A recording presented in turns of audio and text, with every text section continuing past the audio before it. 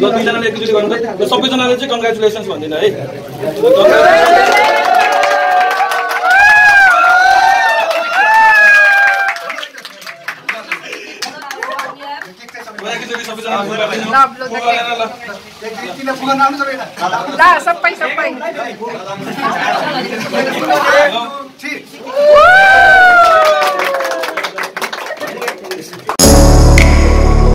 This is Nepal, a landlocked country in South Asia.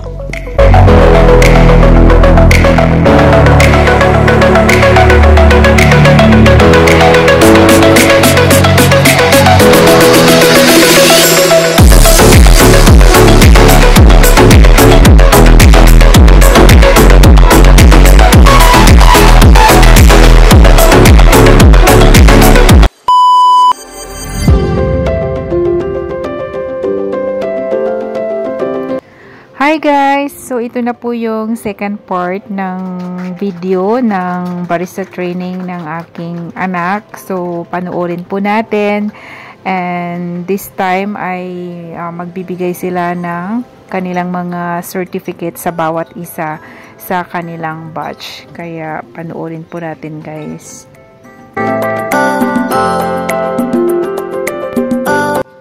Actually guys, no, sa mga hindi pa nakakaalam kung ano yung barista, ito yung training na kung saan ay natututo silang gumawa ng mga special hot drinks, especially coffee, specifically sa coffee at mga smoothies. So, ang kanilang skill na ito ay magagamit nila when the time na pupunta sila sa abroad or magtrabaho sila dito sa Nepal o kung saan man nilang gusto. Kaya maganda itong training ng barista na to kasi hindi naman siya ganun katagal at binubuo lang siya ng isang buwan. So, after that, na makomplete nila, so, bibigyan na sila ng certificate. So, actually, ang maganda dito kasi kung matutuloy sila mag-aral sa ibang bansa, kasi usually, yung mga nagdo-join dito ay mga tapos na sila ng grade 12. So, after they took examination from grade 12, mostly dito sa Nepal, no, i-enroll sila ng mga ganitong klaseng skill. Kasi ang purpose nila ay pag nakalabas sila sa ibang bansa at mag-aaral sila sa ibang bansa ng kanilang mga bachelor degree, ang kanilang training na ito ay magagamit nila kung sila ay magtatrabaho doon sa ibang bansa at the same time as they work as working student in abroad. So, magagamit talaga nila ang skill na ng pagiging barista. So, ayan guys, no, sa nakikita ninyo sa video, may nilalagay sila sa noo ng bawat members ng barista batch na ito. Kasi, ito guys ay nilalagyan nila ng tika. So, ang tika na ito is part of Nepali culture or they try to put tika on the forehead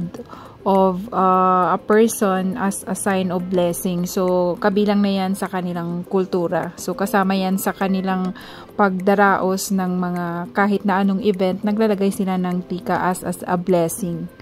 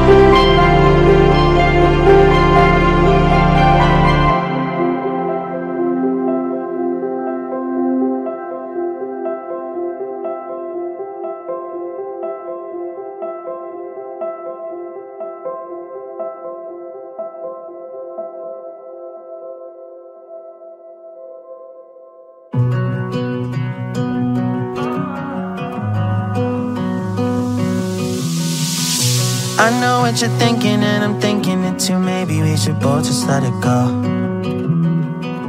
You know my anxiety, I'm trying to be what you want and I get so overwhelmed. Every time I climb up your walls, grab my hand and you let me fall. I'm still standing here through it all. When you know I hate my life when we fight. Take the blame every single time. Take it back, you're a liar. Promises burning in the fire. I guess सबैजना नमस्ते है मेरो नाम सुजित काले मेरो घर चाहिँ एउटा सत्रमा रहेको छ यस जिङमेन्समा चाहिँ म एचआर म्यानेजरको रूपमा चाहिँ कार्यरत छु है अनि हुन त सकिने बेला वेलकम गरिरहेको हुन्छ हजुरहरूलाई है तर पनि मेरो व्यक्तिगत र होल जिङमेन्सको तर्फबाट पनि तपाईँहरूको वेलकम गर्न चाहन्छु है अनि सँगसँगै फर्स्ट अफ अल सम्पूर्ण वरिष्ठ स्टुडेन्ट्सहरूलाई चाहिँ कङ्ग्रेचुलेट गर्न चाहन्छु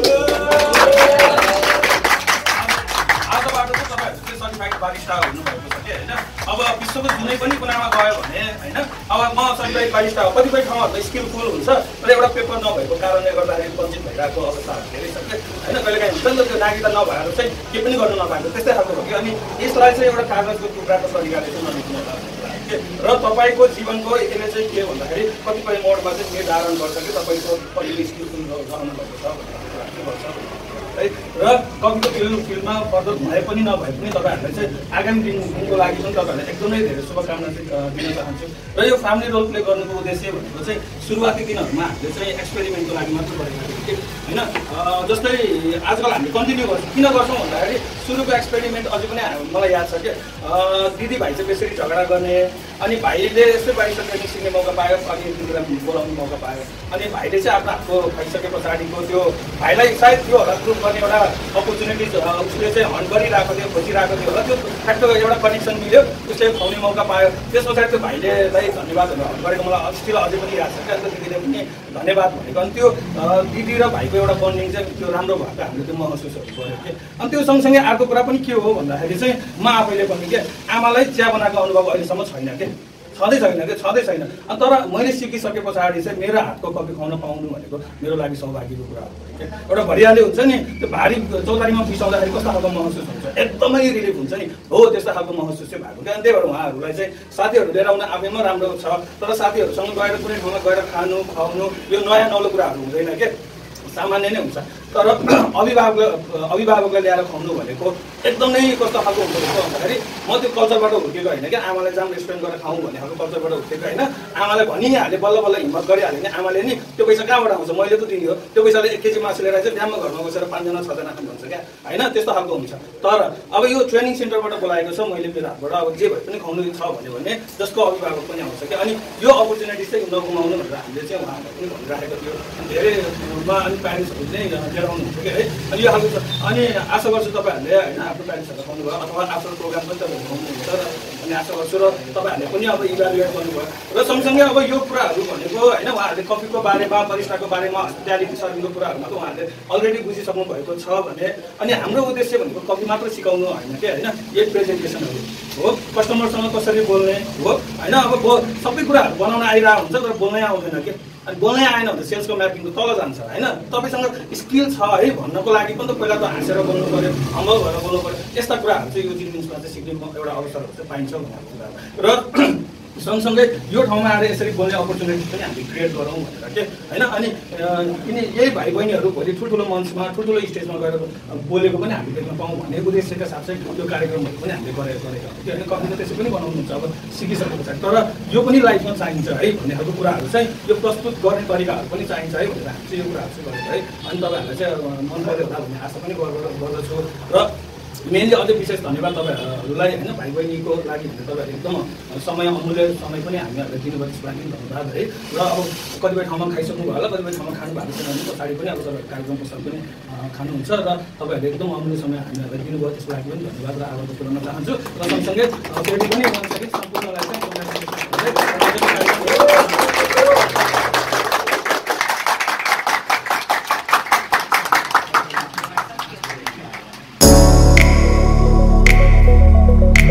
Well guys, before I end this vlog, let me give you some information, and of course I would like to invite you, if you are interested to join barista training. This place is located in New Road, Pokhara. Well, I guess their services is so far so good. You can visit the place anytime you want, and of course you can do also your own inquiries and know more about their services they offer. Anyway guys, thank you so much for watching, and I hope you can subscribe to this channel, and of course I hope I can see you all on my next vlog. Have a nice day. Bye everyone.